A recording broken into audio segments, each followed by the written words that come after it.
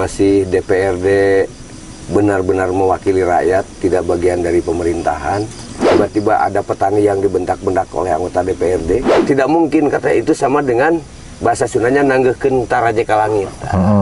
Menyandarkan tangga di langit. Di langit. Jadi nggak mungkin. Saya kan jadi marah, padahal saya tidak kenal dengan petani itu. Saya loncat, saya Nanang Permana yang akan menyandarkan tangga ke langit. Dan itu bisa. Jadi Kang Nanang tadi berawal dari rakyat biasa, aktivis, dan sekarang kan pemegang kekuasaan yang kedua di Kabupaten Ciamis. Karena kan kita harus sepakat, bicara pangan adalah bicara kekuatan untuk mempersiapkan masa depan. Negara yang menguasai pangan, maka mereka yang akan berjaya, kan gitu. Halik aya Mang Ono ngabadu, ngajak batur dulur gabung. Ya, Assalamualaikum warahmatullahi wabarakatuh. Merdeka. Merdeka. Sore hari ini saya bersama Kang Nanang Permana, Ketua DPRD Kabupaten Ciamis, ya, berada di Mini Range Desa Ciberem, Kecamatan Sukamantri, Kabupaten Ciamis. Kabupaten Ciamis, yang isi dari Mini Range ini adalah sapi Pasundan. Sapi Pasundan yang sebenarnya sapi ranca. Cek Kang Nanang. Ya. Tapi kawan-kawan sekalian, kita akan mengeksplor Kabupaten Ciamis dari sisi pertanian. Karena Kang Nanang Permana ini sebelum menjadi anggota DPRD Kabupaten Ciamis, sekarang jadi ketua. Dulu aktivis petani. Silakan Kang Nanang, perjalanan politiknya seperti apa tuh?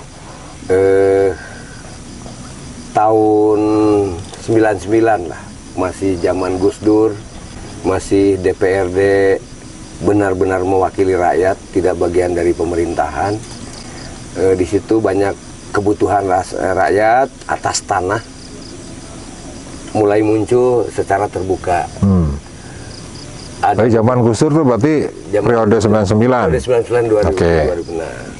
Kemudian satu hari saya bermain ke DPRD, tiba-tiba ada petani yang dibentak-bentak oleh anggota DPRD, yang orang Panjalu namanya, nggak bakal saya sebutkan. Petani itu adalah meminta agar ex-HGU yang di Cigayam, Kalijaya, dan Banjaranyar yang mereka garap karena HGU-nya lama habis, diminta untuk menjadi hak milik. Kata anggota DPRD Ciamis itu tidak mungkin. Jadi mereka aspirasi, okay. Ya, tapi malah dibentak-bentak. Pak Nanang waktu itu udah di DPRD belum? Belum, saya nonton. Okay. Belum bagian dari mereka. Tapi juga. Sudah aktif di PDI kan? Ya, sudah. Kemudian menjawablah anggota dewan itu, tidak mungkin kata itu sama dengan bahasa Sundanya nanggeukeun taraje ka langit. Menyandarkan tangga di langit. Jadi nggak mungkin. Saya kan jadi marah, padahal saya tidak kenal dengan petani itu. Saya loncat, saya Nanang Permana yang akan menyandarkan tangga ke langit. Dan itu bisa. Nah, setelah itu baru si petani itu setelah bubar dibentak-bentak, Kang, coba ke daerah kami. Berangkatlah saya. Itu. Berarti waktu itu sudah ada Serikat Petani Pasundan belum? Sudah ada, tapi kelompok yang datang belum terkoordinir oleh Serikat Petani. Kang Nanang belum juga? Saya juga belum. Oke, nah ceritanya masuk Serikat Petani Pasundan? Setelah saya masuk ikuti yang orang Cigayam itu, ternyata itu ada 709 hektar RSI, PT RSI. Karena saya tahu tentang beberapa hukum tanah, tapi tidak tahu bagaimana tanah ini harus menjadi milik rakyat. Baru saya cari-cari, ketemulah dengan Kang Agustiana langsung. Kang Agustiana saya ajak. Kemudian ada 7 kasus di situ langsung dikoordinir, gabung dengan Serikat Petani Pasundan, dan saya menjadi pendamping mereka. Ya, dan Serikat Petani Pasundan khususnya di Jawa Barat ini kan menjadi inspirator bagi petani-petani lainnya nih, yang biasanya juga mereka bersentuhan dengan PTPN, dengan perhutani, dan biasanya kan ada konflik-konflik di sana.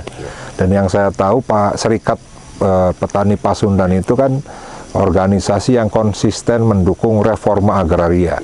Ya, yang ujungnya bagaimana rakyat yang tuna lahan, petani yang tuna lahan, rakyat tidak mempunyai mata pencaharian dengan basis daerahnya yang pertanian untuk diberikan lahan kan gitu. Ya, betul. Dan ini yang selalu menjadi problem dulu. Ya. Tapi zamannya Pak Jokowi keluar Zaman Pak Jokowi, wow, alhamdulillah. ada program. Udah ribuan di Ciamis itu sudah 3 tempat, 3 OTL, 3 kasus lebih dari 1.000 hektar sudah diberikan hak milik tanah itu diberikan pada pengguna. Oke. Nah, berarti kan teman-teman Kang Nanang yang saya tahu banyak ya. Kader banyak kan yang akhirnya menjadi aktivis. Banyak. Aktivis petani. Banyak, betul. Kalau Ogi masuk kan tuh? Ogi mah aktivis buruh dengan dia buruh. Kalau Pak Ohan? Pak Ohan mantan kepala desa. Oh, mantan kepala desa. Pak Sarip ya? Pak Sarip. Burhanuddin. Pak Oi. Ya. Oh, jadi itu jebolan SPP semua? Jebolan SPP. Kalau di Pangandaran, Pak Puying. Oh, Pak Puying. Ya. Kalau Pak JJ Pangandaran? Pak JJ dulu, Pak JJ itu dia Komisi A. Satu-satunya orang yang mau menerima kami ketika kami datang ke DPRD, Pak JJ. Oke. Sehingga pada saat itu, Pak JJ dianggap dialah jalan pintu gerbang kami untuk menuju berbicara dengan pemerintah. Pintu gerbang itu. Yang dulu Pak JJ diculik itu apa? Maka ketika Pak JJ diculik untuk urusan penebangan kayu Cibuluh, yang nebang perhutani itu. Oke. Perhutani yang gundulin perhutani. Oke. Pak JJ diculik, kita SPP yang ngebela. Oke, jadi Kang Nanang tadi berawal dari rakyat biasa, aktivis, dan sekarang kan pemegang kekuasaan yang kedua di Kabupaten Ciamis. Nah, apa kontribusi untuk pertanian untuk para petani di Kabupaten Ciamis? Banyak. Yang dari 2019 ya? Dari 2019 saya untuk mencoba, kan ini petani sudah memiliki haknya nih. Saya petani yang sudah memilih hak tanah itu lebih dari 2.000 keluarga. Itu saya bina bagaimana tanah yang sudah menjadi hak milik itu menjadi sumber kehidupan.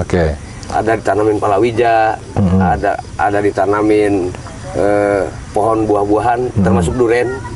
Itu kemudian ditanamin padi. Dan itu sudah sedang berjalan. Yang ada potensi untuk kolam, kita jadikan kolam. Status lahan yang digarapnya sudah menjadi hak milik. Sudah menjadi hak milik. Pada zaman Pak Jokowi yang dulu berjuang. Nah, itu yang ex-HGU juga. Ex-HGU. Nah, kalau yang dengan perhutani jalan nggak yang perhutanan sosial? Nah, yang dengan yang perhutani, 35 tahun.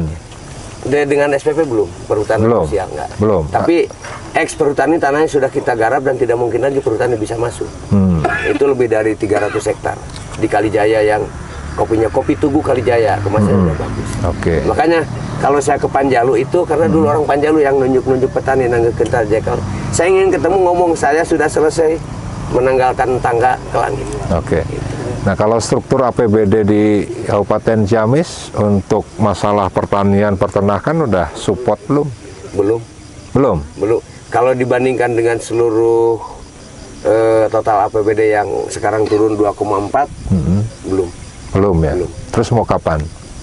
Karena kan kita harus sepakat, bicara pangan adalah bicara kekuatan untuk mempersiapkan masa depan. Negara yang menguasai pangan maka mereka yang akan berjaya kan gitu. Tapi kalau di regulasi yang mempersiapkan pengembangan pertanian, kemudian perikanan, peternakan, itu RT/RW sudah selesai. Nah, ini memang daerah agropolitan. Ini makanya ini kan agropolitan ya, pertanian, peternakan, kebun ya, termasuk pariwisata juga kan bisa dikembangkan kan? Tahap kebijakan belum ke tahap pendanaan. Ya karena memang APBD Ciamis kan cuma segitu-gitunya. 2,4.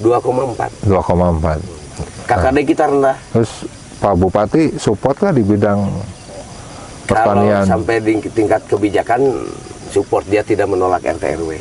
Tidak menolak. Kalau di tingkat pendanaan ya karena keterbatasan ya dia juga nggak, itu salah ting karena memang tidak. Ya. Sekarang juga ada COVID ya. Ada COVID udah 2 tahun lah. Ada COVID. Nah, terus terkait dengan dukungan pemerintah provinsi selama ini ada nggak? Selama periode Pak Ridwan Kamil Untuk pertanian nggak. Kalau untuk wisata bikinin benahin situ ada lah. Ada. Termasuk situ yang tadi kita kunjungi? Bukan, itu dibenahinya oleh Procit itu. Procit apa? Procit anu BBWS, pemerintah pusat. BBWS. Pemerintah pusat. Kalau untuk pertanian tidak sama aja, tidak begitu serius. Oke. Nah, tinggal kan Pak Nanang nih sampai 2024 nih, ya kan. Terus Bupati sampai kapan? Bupati berakhir 20 April 2024. April 2024. Oh, 2024. Ya, berarti kan masih ada PR 2 tahun 2 nih. tahun, pas. Ya kan, harus segera nih bikin lonjakan program, ya kan, yang sesuai dengan potensi Kabupaten Ciamis. Sudah ya, sedang dilakukan, tinggal loncatannya memang. Nah, apa kira-kira prioritasnya apa? Prioritasnya dalam pemikiran saya tanaman pangan. Tanaman pangan. Tanaman pangan, kemudian termasuk peternakan, perikanan. Karena rakyat itu sebenarnya kan tidak nuntut-nuntut macam-macam ke pemerintah itu. Kalau perut mereka terisi dengan tidak harus berutang, mereka udah bahagia kok. Gitu. Kemudian kalau mereka ada yang bisa dijual dari hasil pertaniannya secara rutin, mereka bahagia. Jadi ya, dan itu memang butuh contoh. Iya. Butuh contoh. Dan petani itu kan harus diajak ya. Diajak. Sama seperti misalnya kita ada paket kebijakan, paket program yang syarat teknologi. Ya. Kalau tidak diajak, nggak akan mau tuh petani. Nggak bakalan mau. Dan nggak bakalan bisa-bisa. Iya, karena ngapain katanya udah biasa kita dengan cara seperti ini. Jadi kan harus diajak. Betul. Termasuk saya dengar Pak Nana lagi menggiatkan membuat minyak goreng dari kelapa. Nah, gimana cerita tuh? Masyarakat kan konsepnya, ternyata sadar juga ya.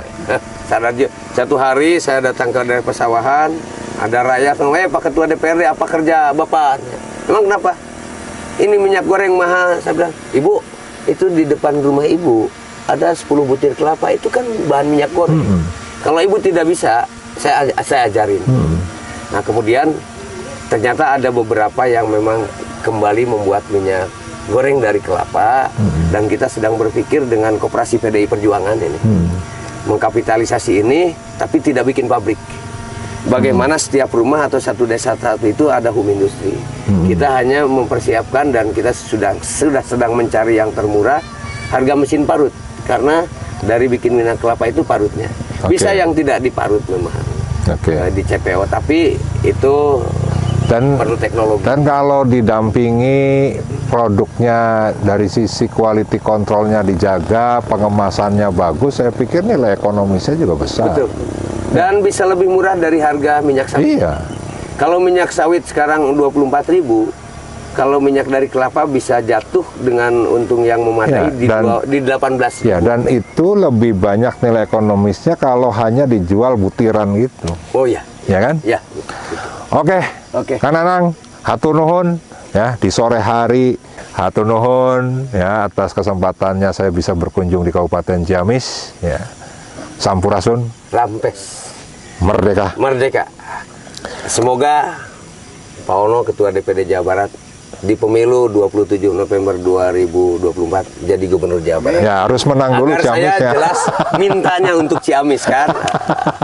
Ciamis harus menang lah, dan Pak Nanang mudah-mudahan juga besok ya mempunyai niat nih untuk menjadi Bupati Ciamis dari PDI Perjuangan. Amin. Ya, merdeka. Merdeka. Halik aya Mang Ono ngabadu, ngajak batur dulur gabung, hayu gaskeun lur.